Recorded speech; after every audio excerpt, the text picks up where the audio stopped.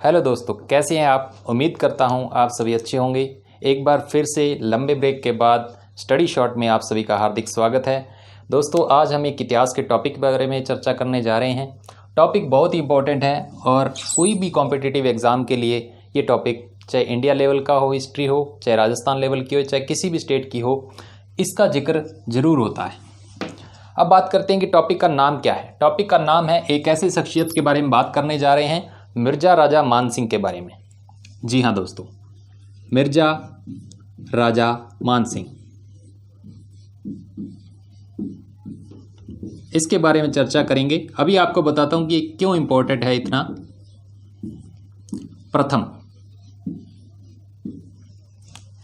ये इंपॉर्टेंट इसलिए टॉपिक दोस्तों क्योंकि इसका सीधा सीधा संबंध, इस शख्स का सीधा सीधा संबंध अकबर द ग्रेट से है। अकबर, जिसको इतिहास के अंदर द ग्रेट नाम से बोला जाता है, अकबर से संबंध है इसका, जहांगीर से संबंध है इसका, और हमारे देश के प्रतापी महाराणा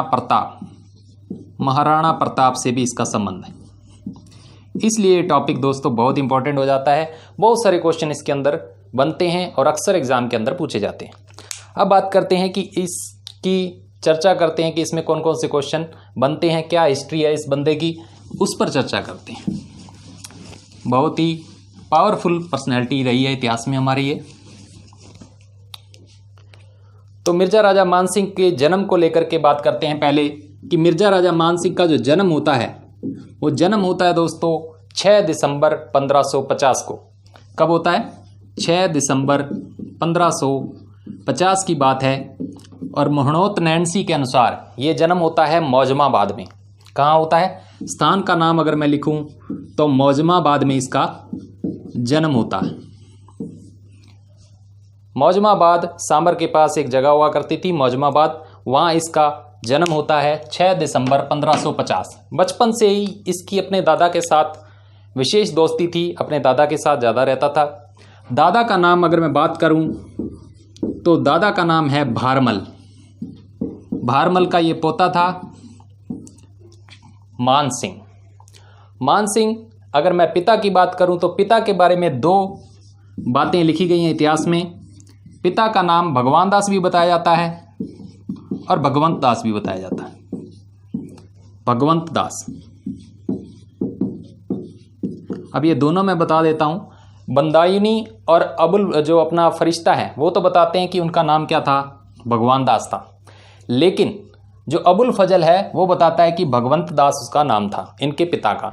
ज़्यादा प्रमाणिक जो है भगवंत दास को माना गया है। तो इस पर इतना ही चर्चा है कि भगवंत दास के पिता का नाम था। 6 दिसंबर 1550 को मौजमाबाद में जन्म होता है। भारमल का ये पोता था। अब भारमल क्यों इंपॉर्टेंट हो जाता है वो उसकी बात करते हैं। अब कहानी शुरू होती है कि जब इसकी मुलाकात होती है 12 वर्ष की उम्र में अकबर से।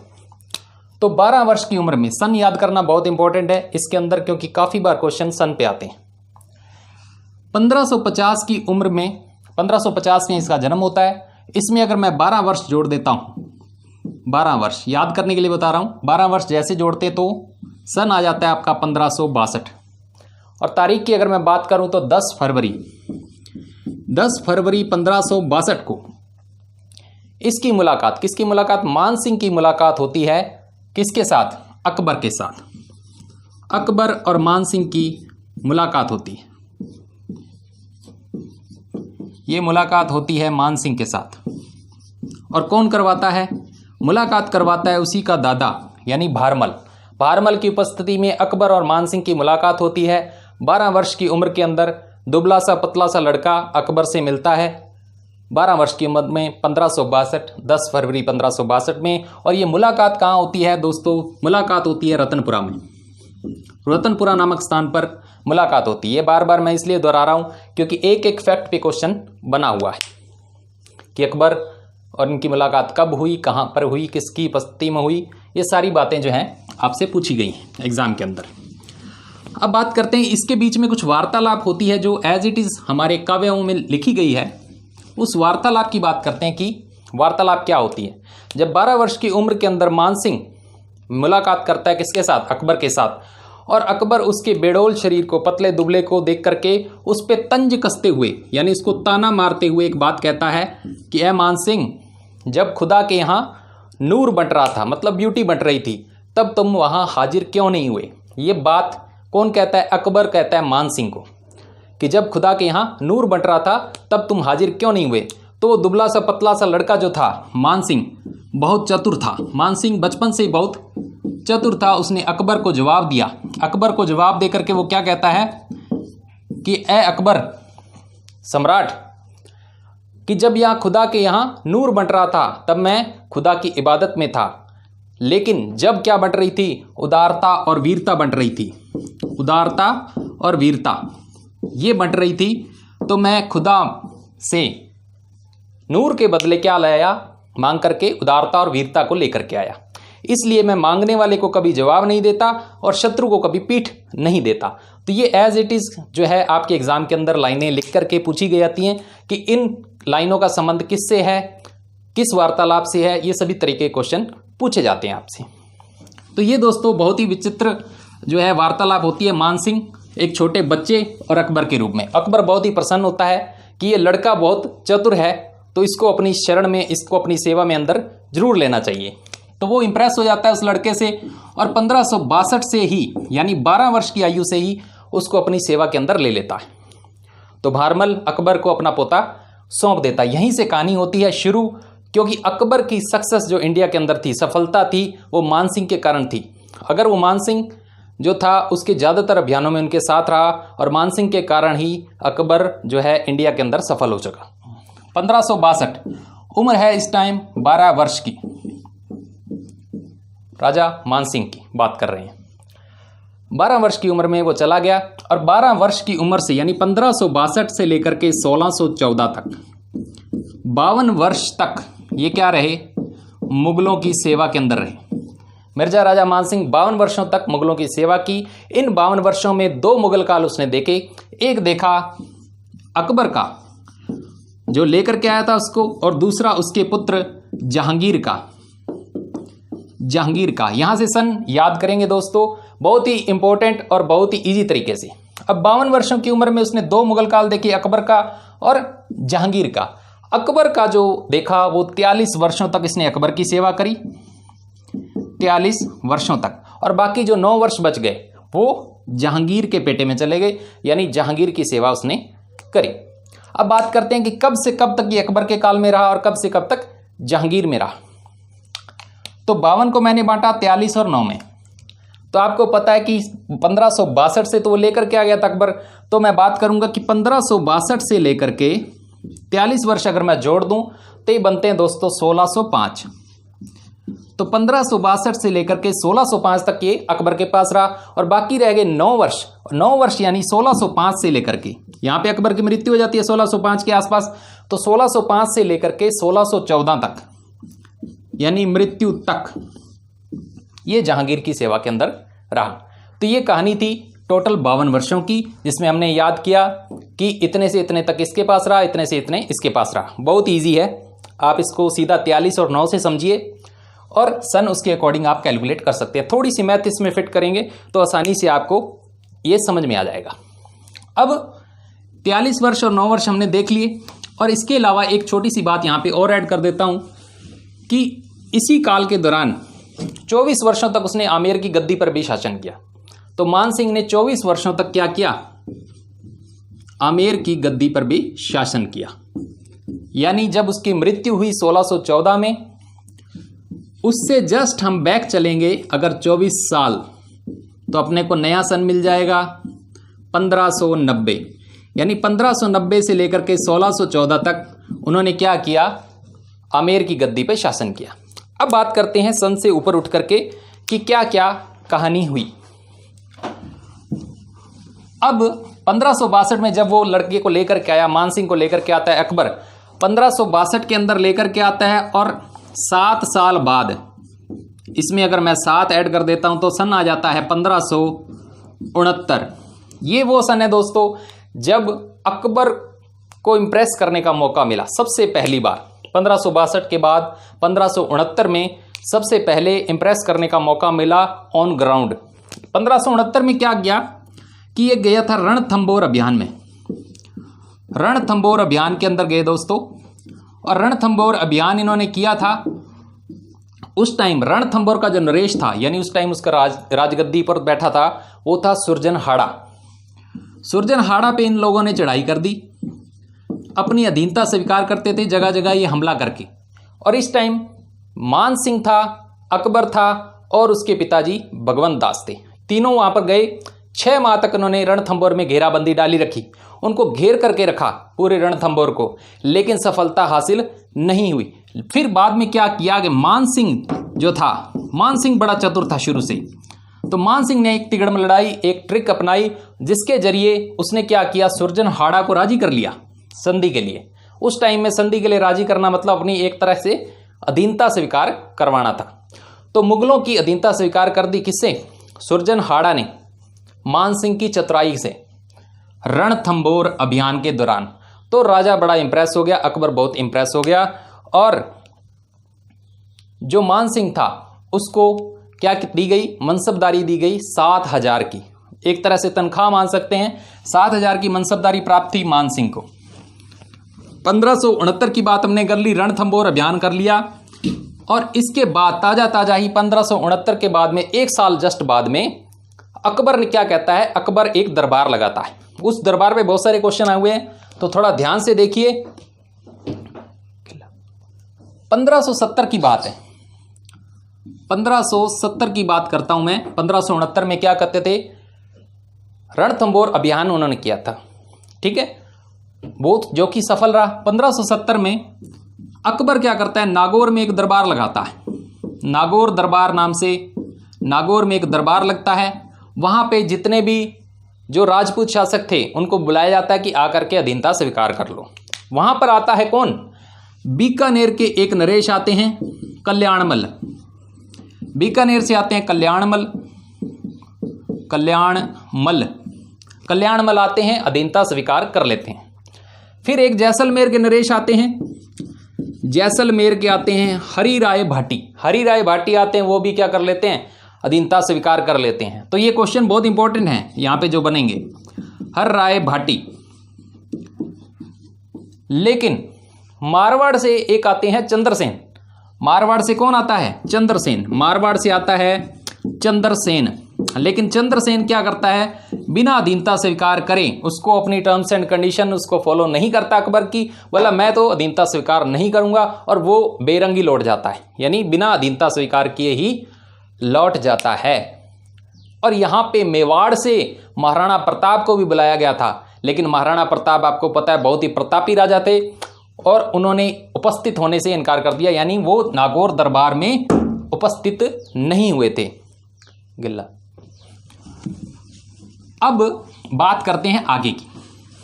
तो 1570 में क्या हुआ, आपने देख लिया, नागौर दरबार लगा था। नागौर दरबार में क्या हुआ, अकबर ने शासकों को बुलाया, अधीनता स्वीकार कर लो। वहां पे कौन कौन आया, बीकानेर का आया कल्याणमल, उसने अधीनता स्वीकार कर ली।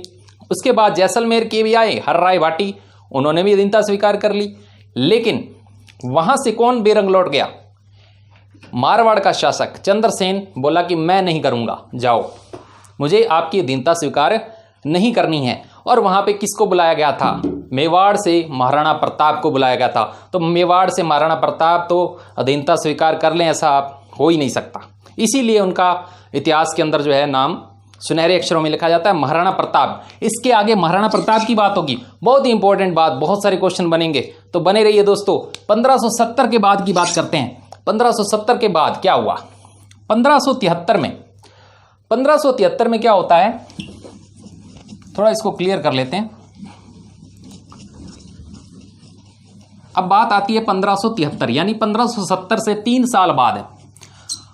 अकबर के फिर गुदगुदी उठती है, और वो क्या करता है, मान सिंह को क्या बोलता है कि यार महाराणा प्रताप ने आने से मना कर दिया, उसके पास जाओ संधि प्रस्ताव लेकर के, यानी उसके पास एक मैसेज लेकर के जाओ फिर से कि मेरे अधीनता स्वीकार कर ले। अब बात करेंगे 1573 की। 1573 की बात कर रहे हैं दोस्तों। तो 1573 में जाता है मान सिंह, किसकी तरफ से, अकबर की तरफ से, द्वितीय संधि प्रस्तावक के रूप में। यहां से आपको एक क्वेश्चन मैं पुट करता हूं कि प्रथम बार संधि प्रस्तावक कौन था, यानी प्रथम बार महाराणा प्रताप के पास संधि का प्रस्ताव लेकर के कौन गया था, ये आप मेरे को बताओगे कमेंट बॉक्स में। तो 1573 में कौन जाता है? मान सिंह जाता है। किसके पास जाता है? महाराणा प्रताप के पास। संधि प्रस्तावक, ये द्वितीय संधि प्रस्तावक था महाराणा प्रताप के पास। द्वितीय संधि प्रस्तावक के रूप में जाता है मान सिंह महाराणा प्रताप के पास। लेकिन महाराणा प्रताप से उस टाइम मुलाकात उसकी नहीं हो पाती है। हालांकि मुलाकात हुई थी, कई जगह लिखी हुई है, लेकिन यहाँ कई जगह लिखा हुआ है कि मान सिंह की मुलाकात होती है महाराणा प्रताप के पुत्र, महाराणा के पुत्र अमर सिंह से। अमर सिंह से उनकी मुलाकात होती है। किससे मुलाकात होती है? अमर सिंह से। अमर सिंह से मुलाकात होती है, उदय सागर जो झील है उसके किनारे पर मुलाकात होती है। और दोनों की मुलाकात जो है सफल नहीं रहती है, लेकिन सुखद रहती है, कोई झगड़ा नहीं होता है, ऐसा लिखा गया है।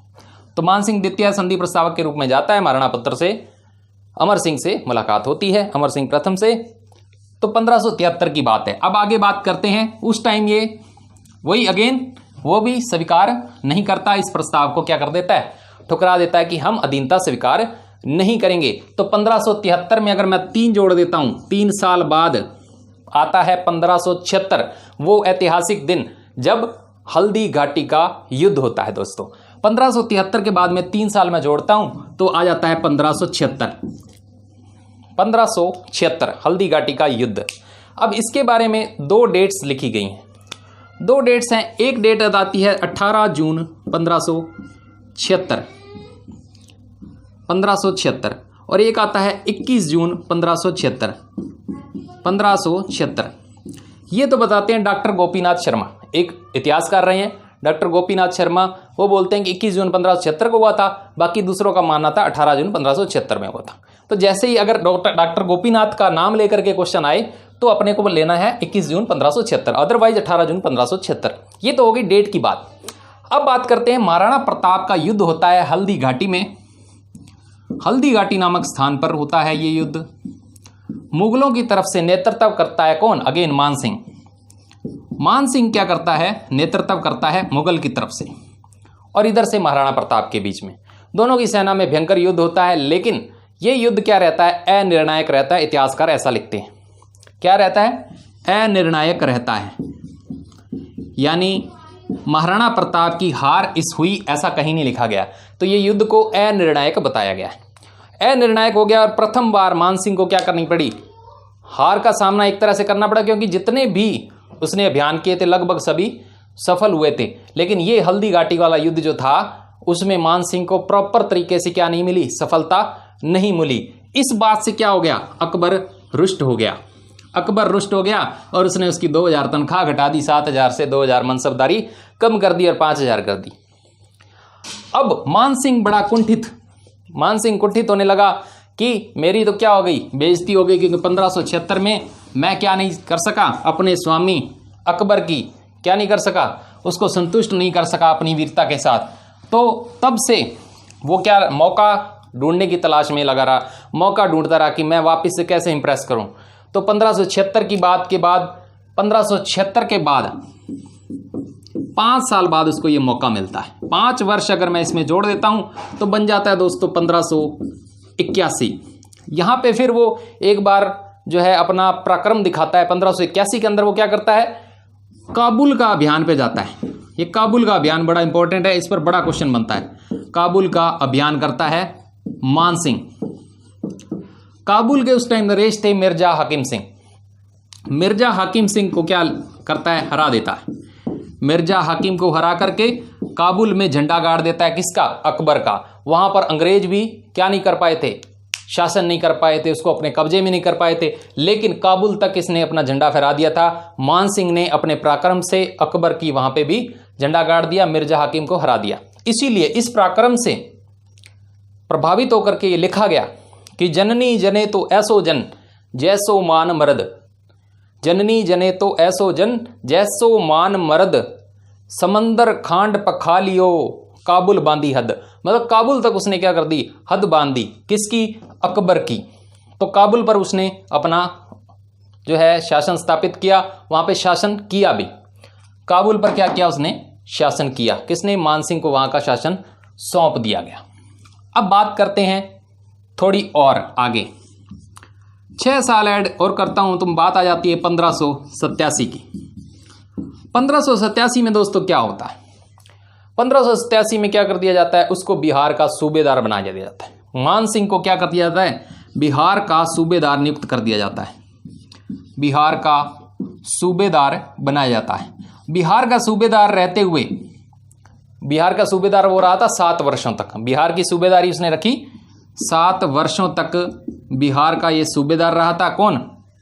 1587 में मान सिंह को बनाया गया था। इसी दौरान क्या हुआ, उसे एक दुखद समाचार मिलता है। बात करते हैं 1589 में। उसके पिता जो कौन थे? भगवंत दास की मृत्यु हो जाती है। भगवंत दास की क्या हो जाती है? मृत्यु हो जाती है, वो मर जाता है। और उसके बाद गद्दी पर किसको बैठना था? मान सिंह को बैठना था। और मान सिंह को बैठना था। मान सिंह उस टाइम क्या था? बिहार का सूबेदार। तो यहाँ पे बहुत सारे क्वेश्चन बनते हैं कि बिहार की सूबेदारी उसके पास कितने टाइम तक थी और कब उसको बनाया गया था। और जब आमेर की गद्दी पर बैठा कौन? मान सिंह ने जब आमेर का शासन जो है अपनी बागडोर अपने हाथ में ली, उस टाइम वो कहाँ था? कहाँ का सूबेदार था? वो बिहार का सूबेदार था। ठीक है। और काबुल अभियान पे भी डायरेक्ट क्वेश्चन बन जाते हैं। तो 1589 में उसको खबर मिलती है, उसके पिता की मृत्यु होती है। तो 1589 में बिहार में पटना में वो क्या करवा लेता है? अपना राज्याभिषेक करवा लेता है। तो प्रथम बार जो राज्याभिषेक होता है किसका? मान सिंह का, वो पटना के अंदर होता है दोस्तों। पटना के अंदर होता है। लेकिन बाद में 1590 में ही वो विधिवत रूप से बिल्कुल प्रॉपर तरीके से अपना दूसरी बार क्या करता है? राज्याभिषेक करवाता है। ये दूसरी बार जो राज्याभिषेक होता है वो होता है आमेर के अंदर। तो यहाँ पे बहुत सारे क्वेश्चन बनते हैं कि मान सिंह ने अपना प्रथम राज्याभिषेक कहाँ करवाया था? पटना में करवाया था। 15 जनवरी 1590 को ये करवा लेता है आमेर में अंदर। आमेर में अपना राज्याभिषेक करवाता है। तो अब ये गद्दी पर बैठ जाता है कब? 1590 में। और 1590 से आपको पता है कि कब तक? मृत्यु तक। 1614 में इसकी मृत्यु होती है। तो 1590 से लेकर के 1614 तक यानी 24 वर्षों तक ये क्या था? आमेर की गद्दी पर बैठा था। 1605 तक ये अकबर के पास रहा था और बाकी जो है वो जहांगीर के पास रहा था। 1614 तक ये आमेर की गद्दी पर बैठता है। तो दोस्तों इतनी बात हो गई। इसमें बहुत सारे इंपॉर्टेंट क्वेश्चन बनते हैं और भी इस पर बात करेंगे आगे अगली वीडियो में। अभी नहीं तो ये वीडियो बहुत ज़्यादा लंबी हो जाएगी। लेकिन ये टॉपिक बहुत इंपॉर्टेंट है, इस पे क्वेश्चन बहुत बनते हैं और बहुत सारे आए भी हुए हैं। चाहे आप इंडिया की हिस्ट्री पढ़ो, राजस्थान की पढ़ो, किसी की भी पढ़ो। क्यों? इसका संबंध मैंने आपको बताया अकबर से है, जहांगीर से है, महाराणा प्रताप से है, हल्दी घाटी युद्ध से है। ये सारे इंपॉर्टेंट क्वेश्चन इस पर बनते ही बनते हैं और हर एग्जाम के अंदर पूछे जाते हैं कहीं ना कहीं से। अब आगे और बात करेंगे कि कहाँ कहाँ ये गया, कौन से और अभियान किए। बहुत सारे मंदिर भी इसने बनवाए। ठीक है, मान सिंह ने। और अकबर ने भी मतलब इसके से प्रभावित होकर के कुछ मंदिरों का निर्माण करवाया। उस पर भी बात करेंगे लेकिन अगली वीडियो में। उम्मीद करता हूँ ये वीडियो आपको अच्छी लगी होगी और अच्छी लगी है तो आप ज़रूर मेरे को बताएं। 1-2 क्वेश्चन मैंने बीच में पुट किए हैं, उसका आंसर भी आप मेरे को बताएं कमेंट्स के अंदर और अपने दोस्तों के साथ इसको शेयर करें। और मैंने जैसे कि पहले आपको वीडियो के अंदर बताया कि हमने एक वेबसाइट जो बनाई है जो गवर्नमेंट सर्च के लिए है, गवर्नमेंट जॉब सर्च के लिए। वेबसाइट का नाम है mrSarkariJob.com, sarkarijob.com। जैसे ही आप इसको अपने मोबाइल पर, लैपटॉप पर, डेस्कटॉप पर कहीं पे भी खोलेंगे आपको सामने बहुत सारा मटेरियल आ जाएगा। इसमें जॉब नोटिफिकेशंस आपको मिलेंगे, लेटेस्ट जॉब आपको स्टेट वाइज, इंडिया की, डिपार्टमेंट वाइज, जैसा भी आप देखना चाहें सारी सुविधा इसके अंदर उपलब्ध है। करंट अफेयर्स डेली तौर पर इस पर अपडेट होते हैं तो आप वैसे भी जुड़ सकते हैं। धन्यवाद दोस्तों।